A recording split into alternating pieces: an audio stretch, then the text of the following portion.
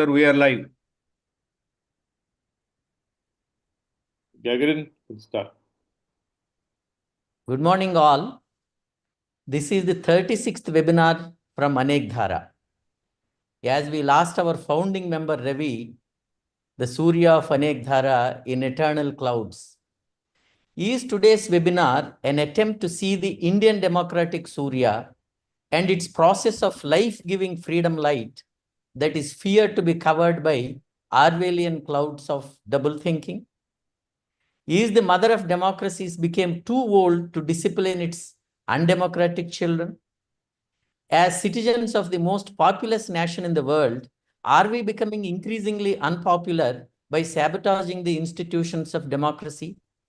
Celebrating our elections as a festival of democratic polity, is our democratic light's rationality oil drying up?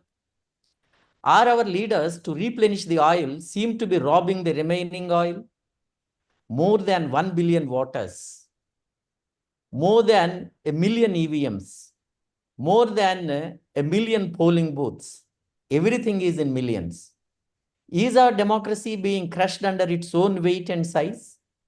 Are we oblivious of Dr. Ambedkar's caution? Are we oblivious of Dr. Ambedkar's caution that democracy in India is only a top dressing on an Indian soil which is essentially undemocratic? Are we ignoring his caution that our people have yet to learn constitutional morality? Are we indifferent to his warning that constitutional morality itself is insufficient for self-government but can only be essential to a constitutional form? As long as the ruling class does not lose its supremacy, there can be no true self-government, he averred. Self-government, as Harold Lasky stated, is only when the authority of government must ultimately rest on the consent of those who are governed. Without their belief in its right to rule, it becomes no more than the organized instrument of force. Election Commission, or the ECI, is the watchdog of our India's consent of the people.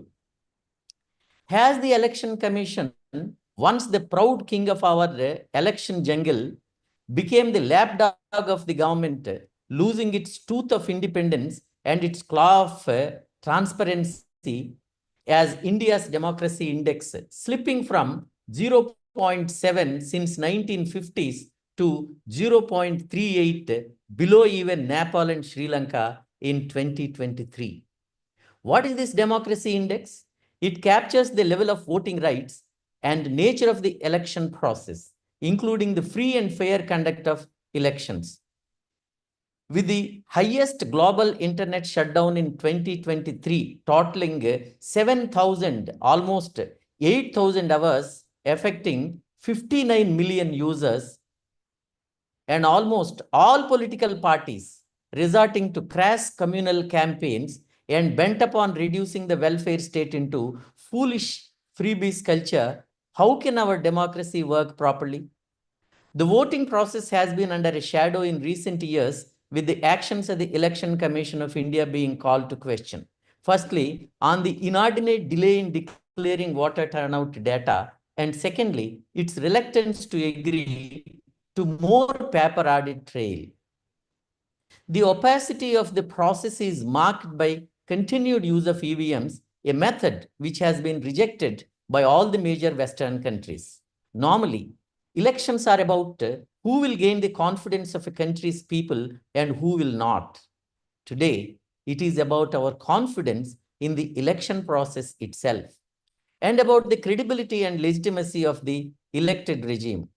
A report by Vote for Democracy titled Conduct of Lok Sabha Elections 2024 states that a discrepancy of nearly 5 crore votes between the initial votes counted and the final votes counted. The hike in voter turnout has disproportionately benefited the ruling regime, the report claimed. A report by the ADR titled, ADR is Association for Democratic Reforms. Our speaker, Professor Sastry, is the founding member.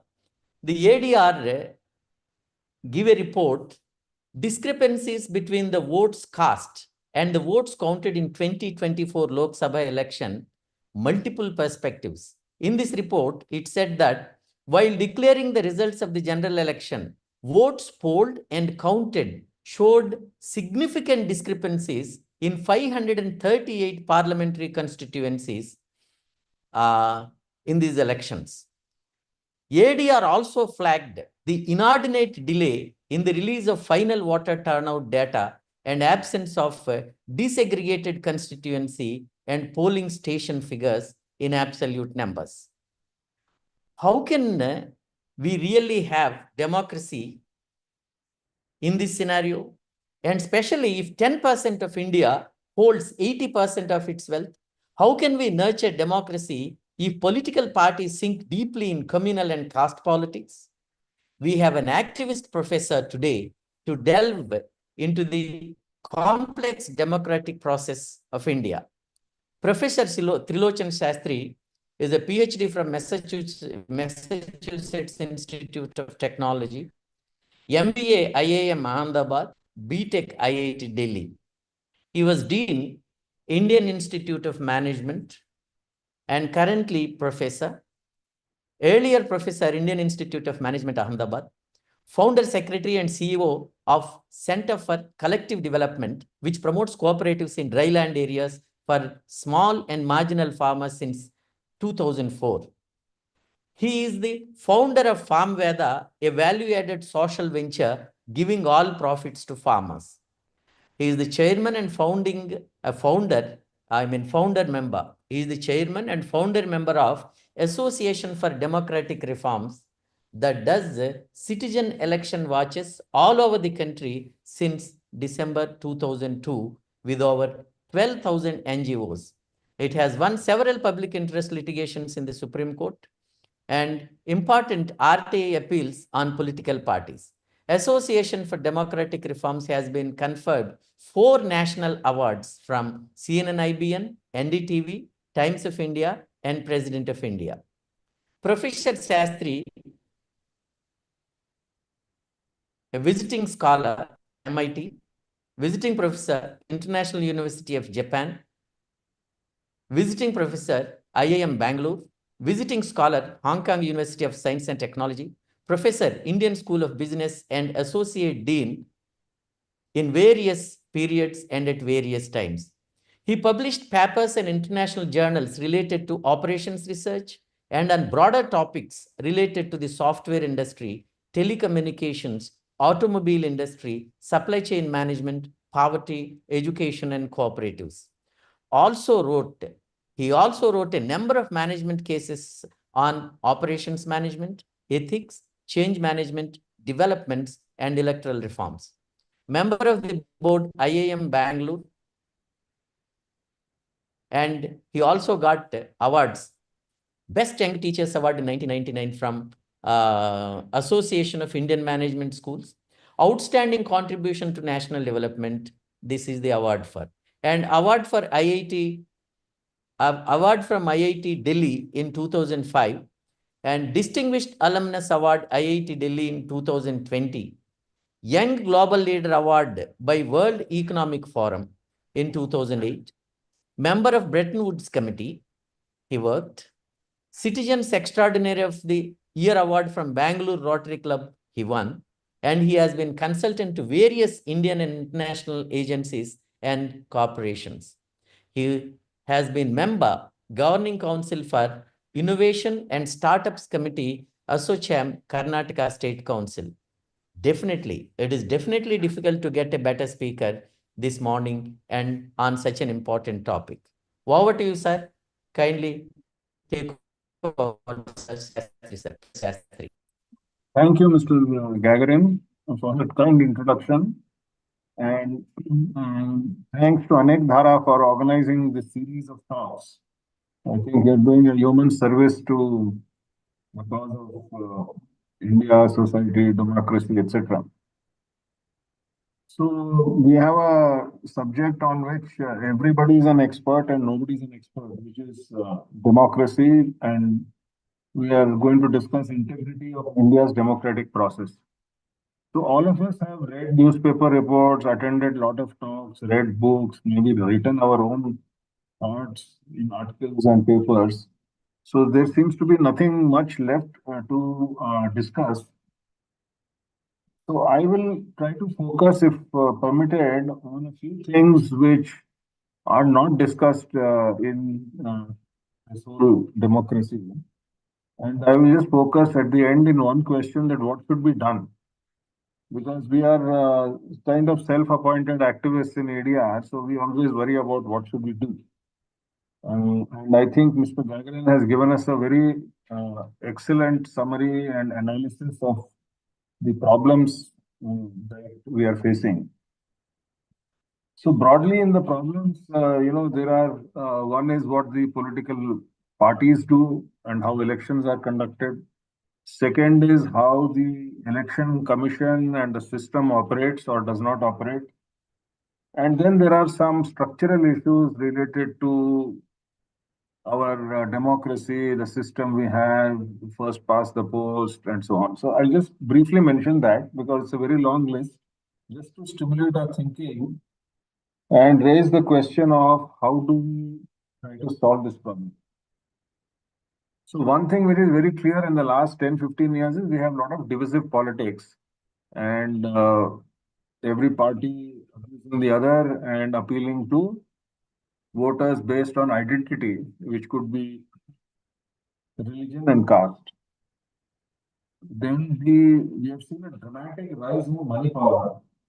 We saw last week that one of the world's wealthiest persons, who happens to be an Indian, has been issued an arrest warrant in the United States. Now, how does it matter to democracy? The fact is that big money and big corporate money is playing a very significant role in democracy. And that same indictment, they call it in the United States, or charges that have been leveled formally by a court of law in the United States, says that this gentleman paid $250 million, which is about 8,000 crores or more, to government officials. Now, does this hamper democracy? Yes, because money, unfortunately, is used in elections in large amounts. And if you have more money, you can do better campaigns, and you have better chances of winning.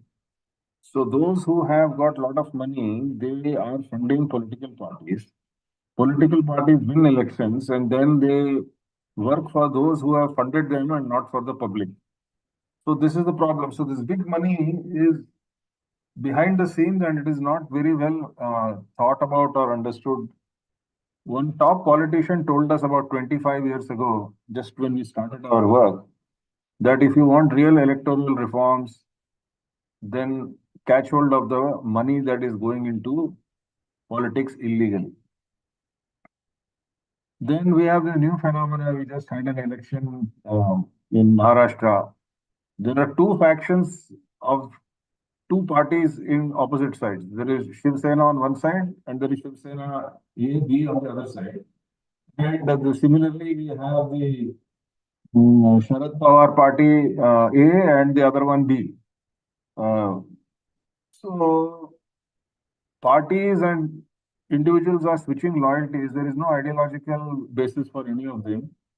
And it is just a group of people coming together to try and get power by this arithmetical combination, that combination, etc. That is another problem. Then we, of course, ultimately democracy is, while good in itself, people expect that through democracy we will get a good government and good governance, which means that all the facilities that the government is supposed to provide, health, education, basic essential services, roti, kapda, makan, sadak, pani, bijli, and so many other things, we find that there are big lacunae in that. And other countries like China, Korea, Vietnam, etc., which are considered less democratic in many ways, on the governance and development framework, they have gone, some of them have gone significantly beyond India. So the lack of governance is also leading to a problem in democracy because people are not voting with their hopes, they are voting with their disappointment. So I don't like this fellow, I like that fellow, we will do this, do that. Then there are systemic issues. So, your organizers had requested me to speak about EVMs. I politely declined because there have been thousands of articles on EVM, and ADR has also filed a petition against the EVMs in the Supreme Court, and there are all sorts of subtle arguments about whether EVMs are good or not, and even if they are good, they should be removed, and so on. So I'm not going to get into it, but for the record, ADR has been against the use of EVMs after we started collecting information around the country.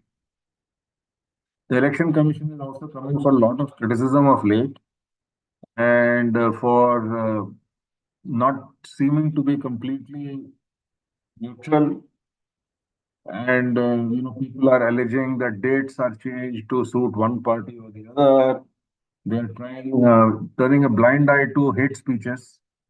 We have had a dramatic increase in hate speeches in the elections.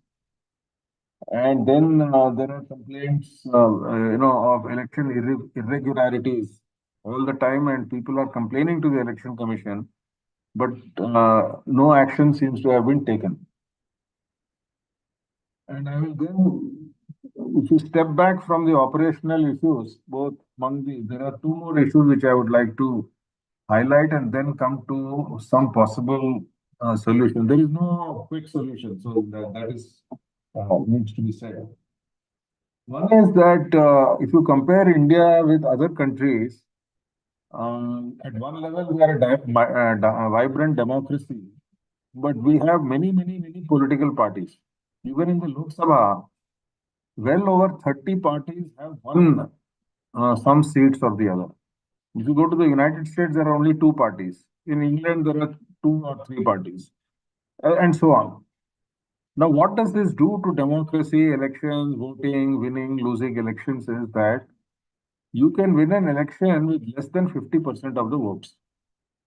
So, most of the members of parliament or state assemblies, majority of them have won the election with less than 50% of the votes, often with less than 40, and in a few cases, even less than 35% of the votes.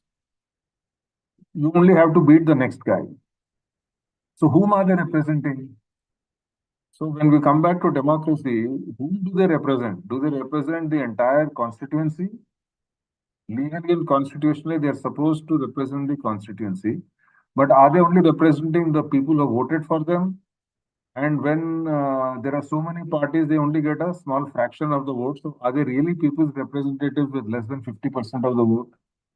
All these questions are there, and they have been gone into in other countries, notably Europe and in France, which has slightly different system. They have proposed other solutions. So there is a lot of criticism of the first past the post system, and say we should either go for the American system, which is a presidential system. Some people oppose that. We should go for the French system where there's a runoff election and somebody should get more than 50% of the votes in case nobody gets in the first round, or a proportional representative system, which is there in Japan, not Japan, in 21 countries out of 28 in Europe, where the number of seats is adjusted based on the number of votes. To give a dramatic example, the Bahujan Samaj Party in the 2014 or 19 election was the third largest party in terms of votes, but it got 0 seats, no seats. And in this current state elections in Haryana recently, the difference between the winning party and the losing party was less than 1%. But the number of seats was 10 seats out of a very small assembly. So a small difference can lead to a huge change in number of seats. So therefore, to adjust for that, people have proposed the PR, proportional representative system. So these are all issues that need to be discussed. Many constitutional committees have gone into it and given recommendations. The Law Commission has recommended The Constitutional Review Committee has given recommendation. The Election Commission has given recommendation, but the government is not acting. It has been sitting there for decades. Then India also has a world record. So we have on average more than 15 lakh voters per constituency. Whereas if you look at the mother of, I mean, not mother, but the country from which we took our system, which is the UK, they have less than 1 lakh. And the second largest country in terms of representation, the United States, which is one third of India. So the question is, can 15 lakh people be effectively represented by one MP? Will he or she be accessible? Can people talk to them, or are they unable to handle such a large responsibility? Then today we have this digital world. So media, fake news, hate speeches, they are multiplying like anything. And some international data show that India tops the world in hate speeches.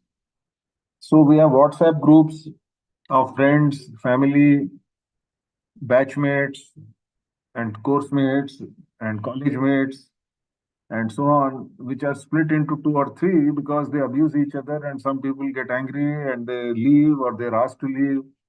So we have become a very divided society, and this also plays out in politics because the political parties use this uh, divided society to further their own political causes and cause further divisions. Now, I have flagged many issues of where we are. I would flag two, three more issues which is at the background. So India has today close to 50 crore migrants according to the Government of India statistics. So if you go deep south, you will find Biharis and UP people who do not know the local language. Not only in cities like Hyderabad, Bangalore, and Chennai, but even in remote rural areas, you find migrants from the north to the south, from east to the west, and the numbers are mind-boggling, 50 crores. Are they able to vote? Can they go back and vote? Are they enticed to vote? Are they able to exercise their democratic right? What should we do in the 21st century uh, when this phenomenon is going on? Is a question that we have not been able to address. Now,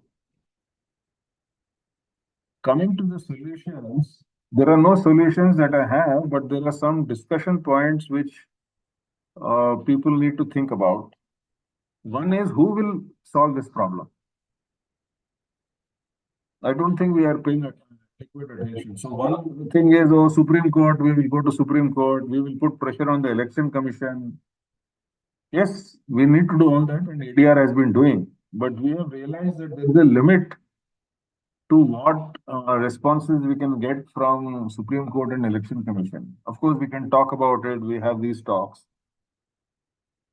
We should change the law. We should change the constitution. We should change the system of governance, and we should quote Ambedkar and say that we have failed. All that is fine, but what do we do? So there is one thing that we are not doing, which is going back to the people. We have left it entirely to the political parties to address the people, and we know very well what they are doing.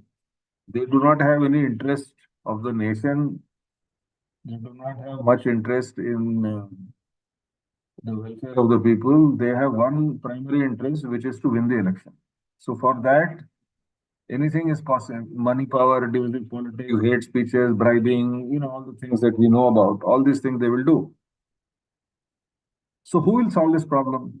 If the Election Commission cannot solve the problem, the Supreme Court cannot solve the problem, if the political parties are not going to solve the problem, all the social media, fake news, and even the regular mainstream media is not going to solve the problem.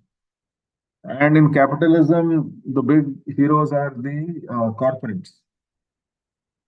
I'm nothing against corporates as long as they generate legitimate wealth and products and services for the society. But they are not going to get into solving the problem of democracy that we are discussing. So who will solve? The big money will not solve, the politics will not solve, the Supreme Court will not solve, the Election Commission will not solve, all these discussions and intellectuals will not solve. So I will go back to a quote of Einstein. He said, if we want to change the world, we have to change our thinking. Without changing our thinking, we cannot change the world.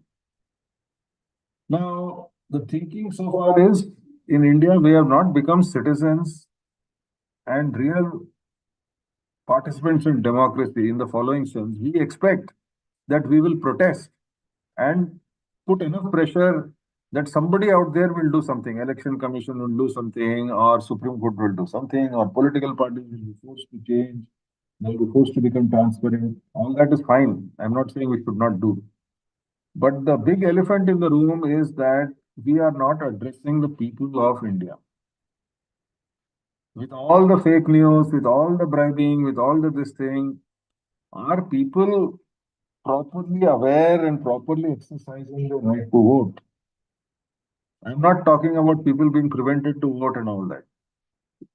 If we don't like a certain kind of politics, we assume that people are either enticed or made fearful and asked to vote in a certain manner, or they are prevented from voting. We refuse to accept that there are a large number of people who are voting for things that we consider undemocratic. A classic example is the United States, where Donald Trump won, and he won a sweeping majority. And many people, including me, we think that he stands for everything that is non-democratic. He even said that once I win, we will make sure that there is no democracy. And everything, we all know what Donald Trump is all about. But a lot of people have willingly voted for him. This truth, the intellectuals and progressives and concerned people are unwilling to accept. They think that the people have been fooled somehow by Donald Trump to vote like that. We refuse to think about why they have voted like that. So many people can't be idiotic. Same thing is happening, sir, or gentlemen and ladies who are here with us. Same thing is happening in India. There is a large chunk of people who, of their own free volition, are voting the way they are doing. And they either are unable to see or don't care if the democracy is turned into autocracy, or maybe they want autocracy.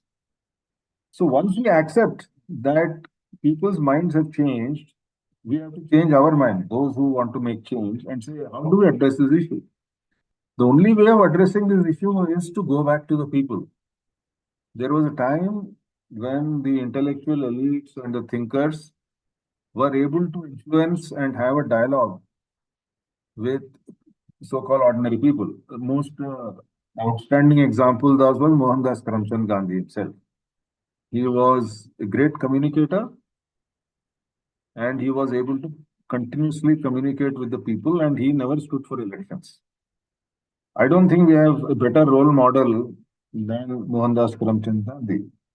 We also now today need to engage again with the people of India, tell them what is a good society, what is a healthy society, what does India stand for, India's traditions. Actually, Vivekananda says, I am proud to belong to a nation which welcomed the Jews, the Parsis, the first Muslims who came to India were from Kerala, through Kerala. I have seen a mosque in Kerala built in the year 1630. Since I have studied all these religions, I have written a second book on world religion. The Prophet died in 632. So I went inside that mosque and whatever I could read, there was a merchant who went from Kerala to the Middle East, was highly impressed by Islam, came back and built a mosque during the lifetime of the Prophet, and nobody said anything, nobody broke it down, nothing. The first Christians who came were again the disciples of Jesus Christ, who again came through Kerala. So, of course, we had invaders from the Middle East, which I do not like, but we have been a all-inclusive society.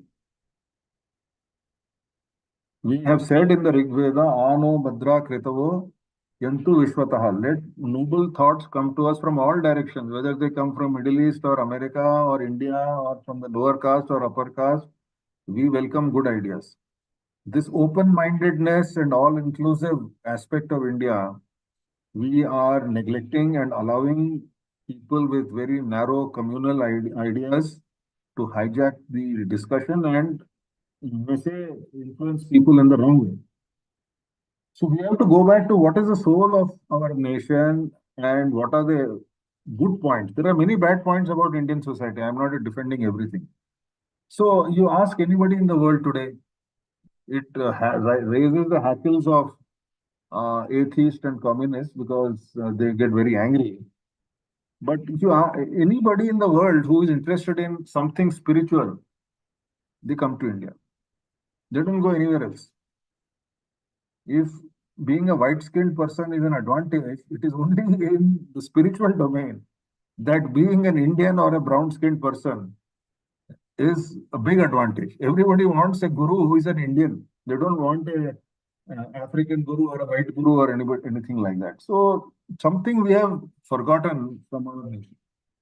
Now to rebuild a society and go back to people, I think we need to collect a large number of people. Some of them may be interested. Some of you are already here. I invite you to think about these issues and start addressing the people, much like Gandhiji did, much like Ambedkar did, much like Jayaprakash Narayan did from Bihar, and we have had even in contemporary times some good politicians. Because people are looking for guidance and people are looking for good ideas. We are going on doomsday. Everything is rotten. Everything has become horrible. You people are all sleeping. Why don't you wake up? Don't you understand that the country has gone to the dogs? This rhetoric, this Cassandra rhetoric has been going on and people उनके कान पक गए हैं. విని విని వాళ్ళు వినడం లేదు ఇంకా. They're not listening anymore. तो लोग नहीं सुन रहे हैं तो we have to change our way of addressing people want hope people want something positive and that positive has not based on we are Vishwa Gurus and all this kind of stuff, but based on the deepest aspects of our society. And we are now about to start a sort of abhiyan where we want to get right thinking people to first have several discussions. We'll be open to discussing with them, come to some broad consensus and say all these educated elites, now let us find out we have digital technology. Let us go to the people and say, bhai, हमको अच्छा समाज बनाना. It is not only politics, economics, democracy, ideologies. It is also samaj. We have to build a strong, healthy society. The society has been destroyed, not only due to politics, but due to various inevitable modern trends. I told you about migration, breakup of family system, huge mental stress among the youth, then digital technologies. These digital technologies have played a good role, but also caused havoc with the fake news and fake videos and all these things. So there is nobody out there who is going to save us. We can't go back and say, make a new law, cyber law or something. We have to improve the society. So that is the only thing I wanted to mention, that we all have to work together to improve the society, guide the younger people, bring back the deeper aspects of the Indian values, only the good parts. There are bad things in Indian values, we will leave them out. Because that's what people want. This is the best way to address the problem of identity. Yes, we are Indians, but we have to understand what Indian means. We are a very tolerant, accepting society. We are largely, in philosophy at least, a non-violent society. We don't hate anybody. This is what India means. These kind of things, and here are our historical and cultural factors which show that that is what we are. So these kind of ideas we have to go back to the people. And then coming back to democracy, last sentence.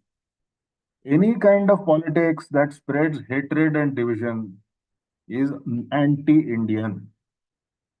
It destroys the social fabric, it destroys democracy, it holds back economic progress.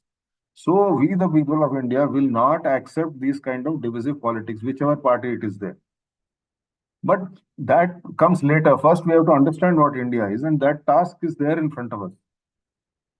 So I think I've spoken a little off track, but I thought I will use this opportunity to share some preliminary ideas. So thank you so much, Anekdhara ji, and my apologies if I have gone beyond the scope of your discussion today. Thank you so much. So I will stop here. If there are challenges and comments, we can discuss.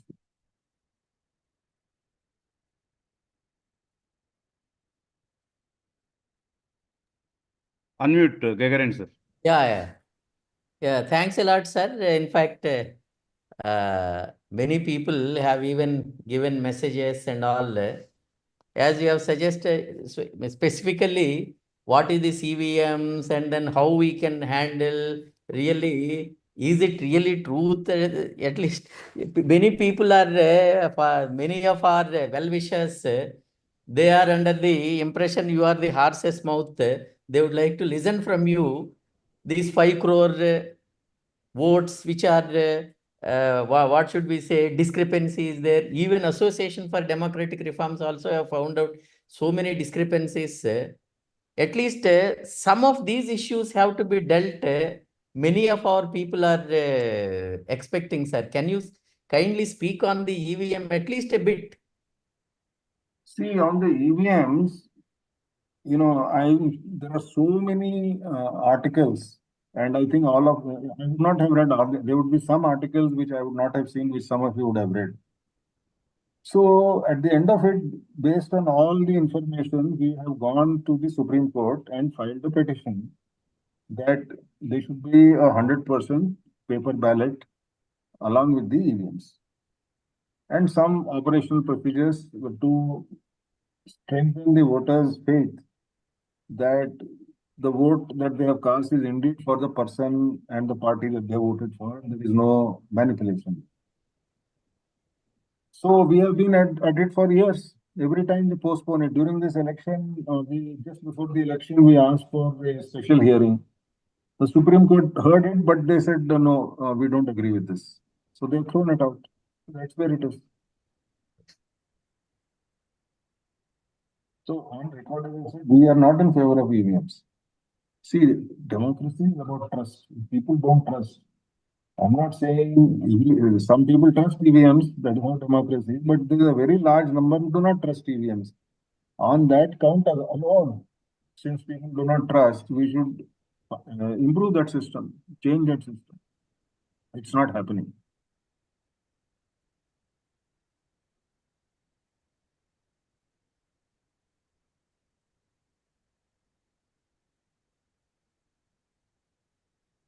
Yes, sir.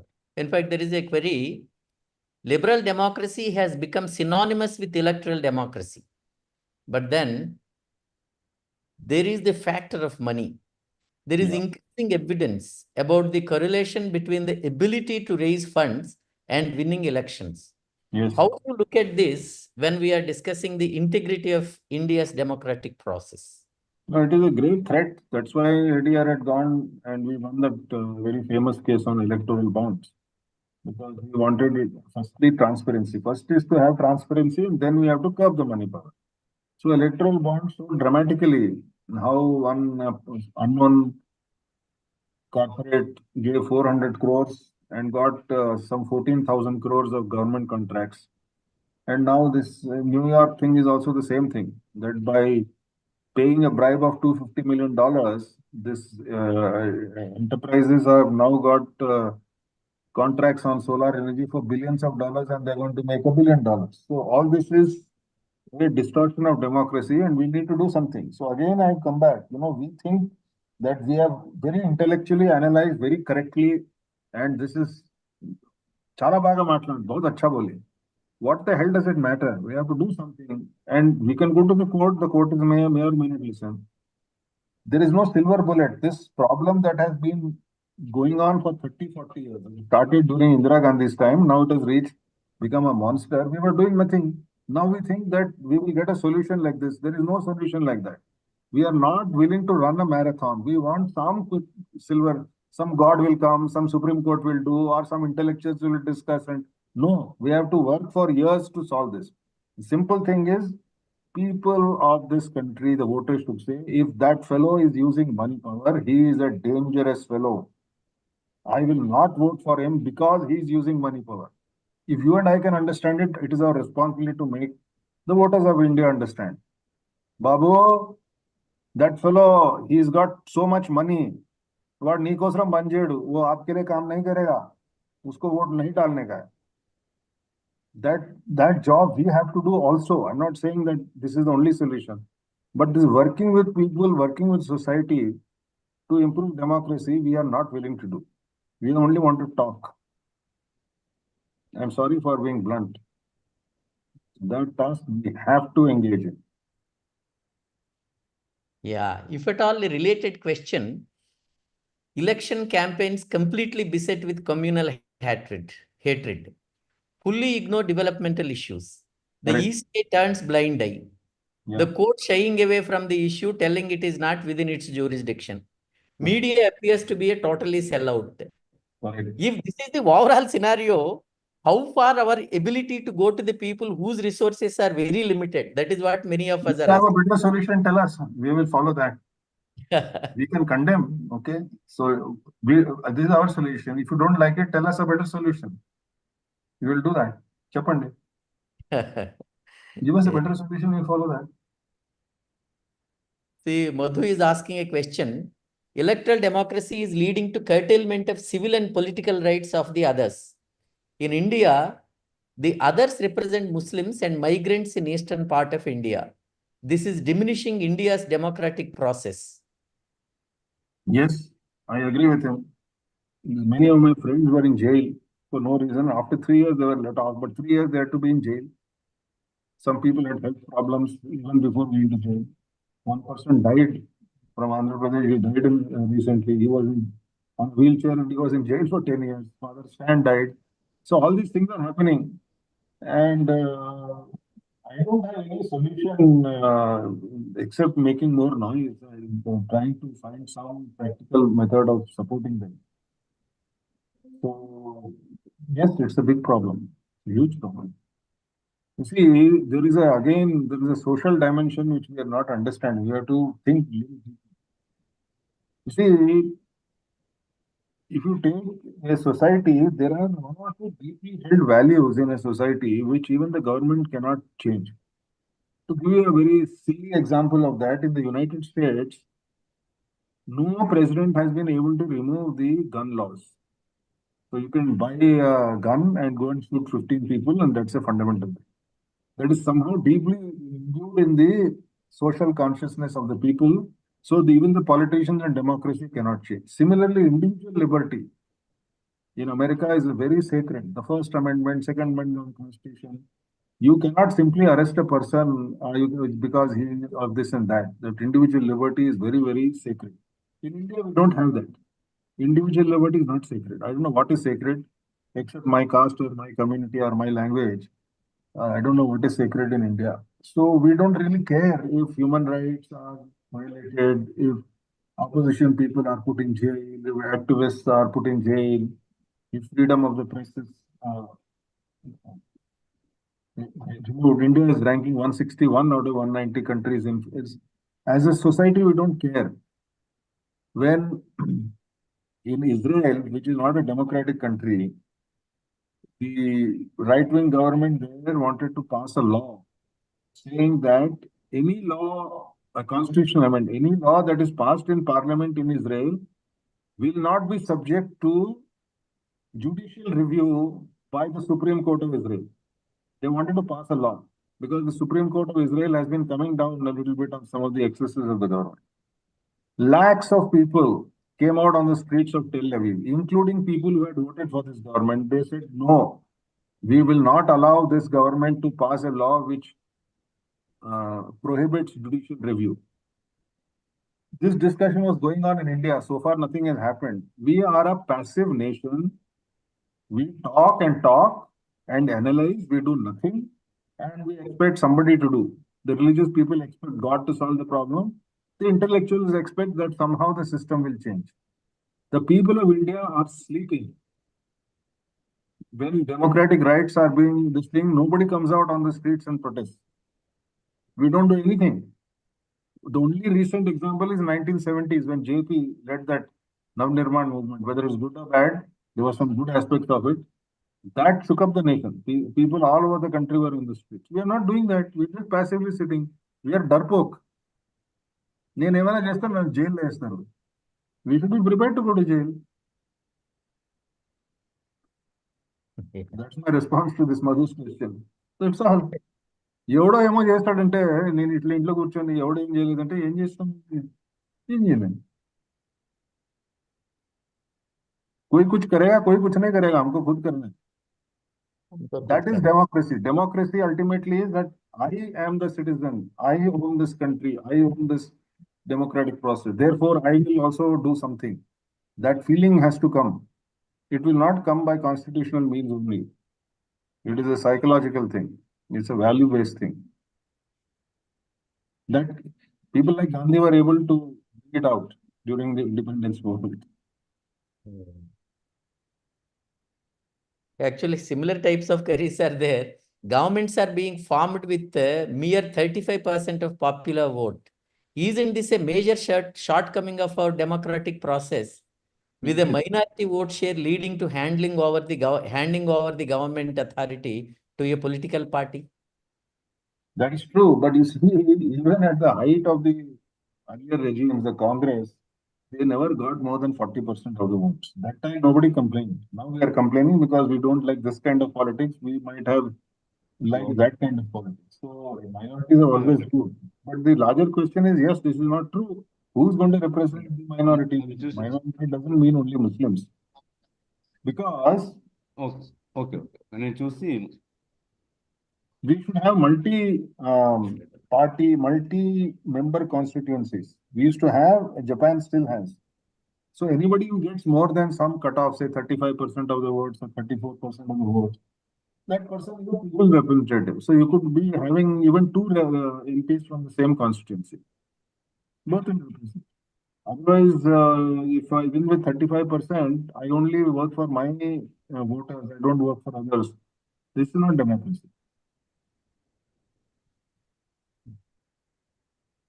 When Rajia Sultana raised a question, if a single largest party ruling for over so many years, and perhaps the same thing is happening for the last 11 years, I think, if there is no rule made to minimize monarchic-like ruling, is it not going to damage the democratic form? It could, because Jawaharlal Nehru ruled from 1947 or 1950 to 1964, and Indira Gandhi also ruled for 17 years. That time nobody complained. Now we are complaining because we don't like these people. But America has a solution. They have said only 2 terms. So we will have to suffer Donald Trump for another 4 years. After that, he's also gone. So we'll have to have some such limits in a democracy. I think so. One question is in the context of Maharashtra result. Can we do a sample survey and find the gap in the result and take the matter to the election commissioner to register as a complaint in some specific constituency? I think we need to do this. This is what I'm saying, citizen involvement. Whether we win or lose, we will see. But we need to take action. And we have to put pressure on the election commission. We are not sleeping like this. So it's a good suggestion. I think whoever has given the suggestion, they should go forward and do it. This is raised by Smita Rawat. Yes. No, such things need to be done. Because they will otherwise get away with anything. They should know that people are watching, there is pressure, they cannot do whatever they like. There will be a reaction, a solid reaction. So they should understand that. Yeah. And one more question from Shivani. When the democratic government of the country is run by a bunch of brahmacharis, from where does the matter of nepotism arise, unlike the previous governments? I don't know. I have no answer to that. Yeah.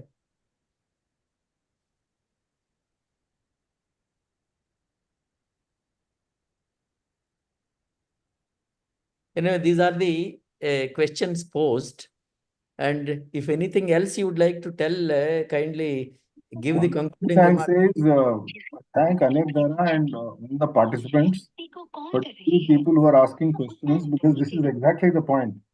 People asking questions means they are engaged, they are concerned, and that is very good for democracy. That number has to increase, and we have to learn the art of working together in this country. Somehow we have not learned that art that very well. We work in separate groups.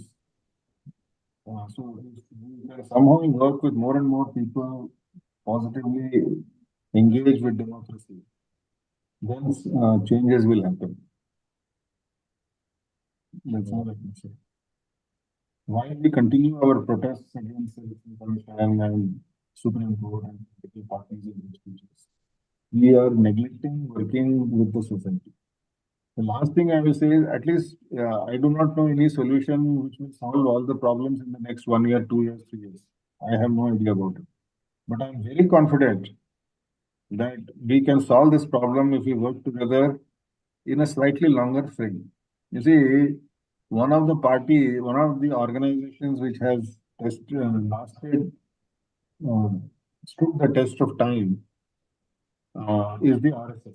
Whether it is good or bad, I leave it to you to judge. But the interesting thing is, till about 1992, for about 70 years, they were doing nothing. I mean, they were banned twice. They were accused of having killed Mahatma Gandhi and so many things. But they continue. Whether they agree or not, we have to admire their persistence. We need to be persistent like that, based on the Gandhian values or whatever values we like, all inclusive Indian values. We should not worry about success or not. We should be willing to continue. Eventually, people want a good, healthy society. People want an inclusive society. People want a peaceful society. People want a society based on this which will progress. People don't want all this nonsense. So we need to work on this. We need to work on this. And we need to have a few people, maybe 500,000 Hello? people around the country who are willing. One question from Subodh Gupta. In fact, he worries the situation appears to be too bleak. And what the suggestions you gave, we have to supposed to go to people. There is no other way. But the way in which the people who are going to the people, like Father Stan Swami, Professor Sai Baba, and even the people who are chief ministers or ministers or whatever it may be, the way in which either people are jailed and died and people are literally thrown into the prison, something like ancient regime in the French, before the French Revolution, something like is happening now. So apart from going to the people on our own, whose resources are limited, can we have any other options which So we are have, there are many options, and I think Mr. Subodh Gupta is equally capable of thinking of what he wants to do, or better capable than what I can advise. See, there are many organizations. India is only one. So all the systemic reforms, talking about going to the courts, raising voter awareness, criminal records, changing the system bit by bit, that we are doing. So you can also do that. But we have to not go individually, we have to go together as a group. So we are also now in the process of creating a group which will not be confined to live stream talks only. We want to first identify about 500 people. Mr. Subodh Gupta, we can have a discussion offline. Maybe you would be interested in that. And then together evolve a system that how we can all together go and talk to the people, particularly the youth. Because old people cannot be changed. They already know everything. So youth are willing to be guided. So we'll work it out. So it will not be only effort, Mr. Gupta. Let us all work on it together. Yes, sir. Thanks a lot, sir. In fact, this is the second time we called you. The first time was also a pullulating discussion. And this time, perhaps all of us are in a bit confused mode, I think, the way in which things are going on in the country. But as Smita suggested, as you have very vehemently, or rather very passionately appealed, all of us have to join together, and either the groups are small or big, necessarily we have to oppose the fisciporous tendencies, and especially when the government is trying to suppress the dissent, it is all the more necessary for us to be ready to go to, or rather face anything without which perhaps things may not change. That is what the message we have got today. But whatever all these things, most important thing is, especially when the situation appears to be so bleak, and people like you and the organizations, as you have suggested, all of us have to join, that has got more power now and more need now and more demanding, I think. And perhaps we are also trying, whatever may be the small way in which we are trying. And thanks a lot, sir, for coming and helping us. Thank you. Second time, and we keep on asking you, not only you and many other people, in this way, we'd also like to join you. Kindly help us in making the system working better, joining into small groups or whatever it may be. And we profoundly or profusely thank to you, sir. Thank you. If you have a recording, send it to my mail. Sir? If there is a recording of today's discussion, Yes, sir. I'd like to have it. Yes, sir. In fact, all the 36 webinars we have recorded, including the webinar you have given. All the webinars are recorded, and this is in public it- domain. In the Copyrighted, or we can use that in other we can use it, sir. It is open and public domain, and we are trying to even bring into a book form also. How far it will work out, I do not know. But all the webinars, all the discussions, including the question answer sessions, are in the public domain in the Anekdhara website. Thank you so much. So this can be used by anybody, and all the people, including all the webinars. There is no exception at all. Okay, Yes, sir. Thank you. Namaste. and we have to thank our technical team, Mr. Sadiq Ali, without whom perhaps we may not be able to conduct these webinars at all. And the beautiful poster, always helped by Shreya and all other people, and many of the people we have already have in Anekdhara well-wishers group. Those people are also trying, perhaps they must have listened to you. We have all joined together. There is no other way, especially in bleak scenarios. We thank all of them. And the next webinar will be on the last Sunday.